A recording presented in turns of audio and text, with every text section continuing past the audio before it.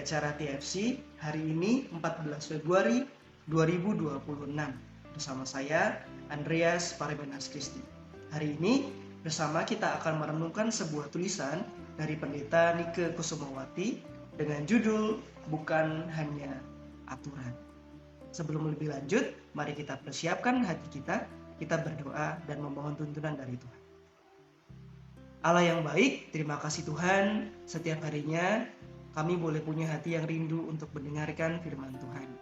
Mampukan kami Tuhan untuk tidak hanya mendengar, tetapi juga bersedia memelihara firman Tuhan dimanapun Tuhan panggil kami berada untuk menjadikan berkat kepada orang-orang di sekitar kami.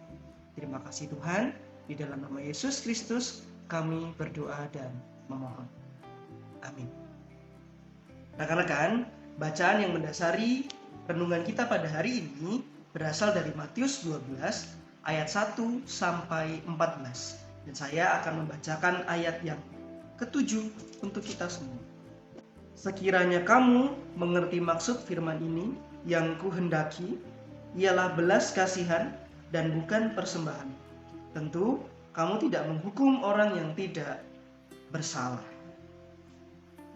Rekan-rekan yang dikasih dan mengasihi Allah, hari ini tanggal 14 Februari biasanya kita peringati dengan sebuah hari yang namanya adalah Hari Kasih Sayang, Hari Valentine. Siapa nih yang kita pada hari ini sudah menyiapkan sebuah bingkisan, manisan, coklat, bunga kepada orang yang kita cintai.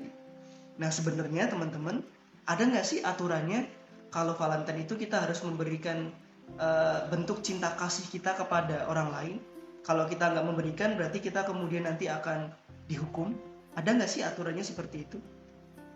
Nah teman-teman, dalam kehidupan sehari-hari kita sering sekali menjumpai yang namanya peraturan. Mau di sekolah, mau di rumah, mau di jalan-jalan, di tempat umum, dimanapun kita berada, pasti kita menjumpai yang namanya sebuah peraturan.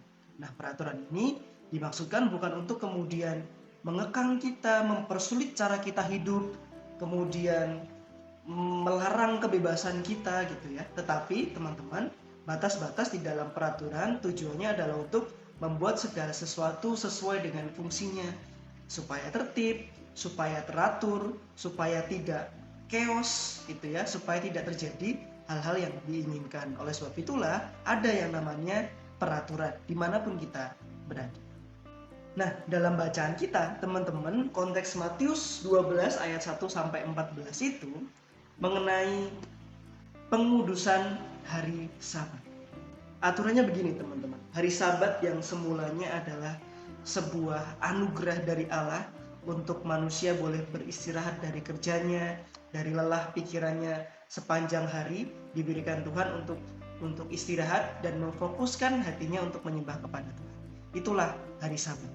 Walaupun tadi tujuan awal, makna awal daripada hari Sabat adalah untuk meringankan beban manusia, memberikan kelegaan sebagai anugerah yang bisa disyukuri kepada Tuhan, dan kemudian kita memfokuskan hari itu untuk bersyukur kepada Tuhan di dalam ibadah-ibadah, dan hari Sabat itu dikuduskan gitu ya. Namun dalam perjalanan waktunya, pelaksanaan atau perayaan setiap hari Sabat itu justru malah melenceng dari makna aslinya.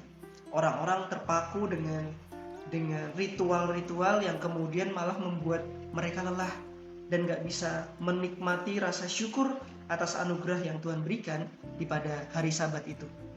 Nah, rekan-rekan teens yang dikasih dan dikasih Allah, memang benar yang namanya menaati aturan itu begitu penting supaya kita gak tersesat, terlebih aturan yang ditetapkan daripada kehendak Tuhan. Namun di dalam pelaksanaan peraturan yang Tuhan tuntun, yang mau Tuhan nyatakan, kita perlu lebih dalam, bukan hanya sekedar taat, patuh tanpa tahu atau kemudian tanpa memahami makna di belakangnya, di baliknya. Namun di dalam pelaksanaan peraturan itu kita juga perlu tahu apa esensinya, apa maknanya, apa rasa yang bisa kita dapatkan di dalam melaksanakan peraturan yang Tuhan tetapkan itu. Bukan hanya asal ikut, bukan hanya asal patuh supaya kelihatan rohani, supaya dilihat orang lain baik atau sekedar ikut-ikutan. Namun dari hati kita sendiri, kita punya pegangan yang kuat, punya pengertian yang kuat. Kenapa kita mau ikut Tuhan dan segala peraturan yang baik dalam hidup kita? Nah, karena dengan demikian kita bisa menghayati penyertaan Tuhan. Semua peraturan, kehendak, tuntunan Tuhan itu tujuannya adalah untuk bukan sekali lagi merepotkan kehidupan kita, bukan sekali lagi untuk kemudian merenggut kenyamanan, kenikmatan cara kita hidup, kebebasan kita, tidak begitu ya. Tetapi peraturan yang boleh kita mengerti dengan hikmat dan bijaksana adalah Tuhan ingin menyatakan kasih setianya kepada kita. Nah, rekan-rekan, mari kita taat kepada kehendak Tuhan, namun juga mengerti tentang maksud daripada kehendak Tuhan untuk kita semua. Kiranya Tuhan memampukan kita. Mari kita berdoa.